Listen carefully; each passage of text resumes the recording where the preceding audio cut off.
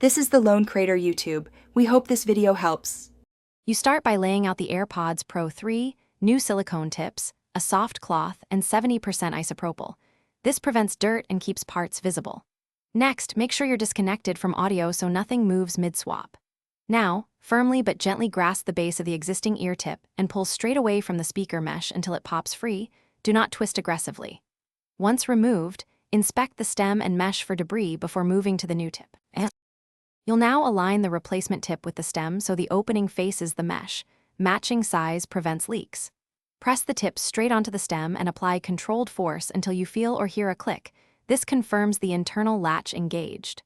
Once attached, rotate the tip gently to ensure the seam seats evenly around the stem. Make sure there's no gap. A proper seal matters for noise cancellation and bass response, so take a moment to confirm fit and symmetry. You finish by trying on the AirPods and playing familiar audio to confirm fit, bass, and active noise cancellation.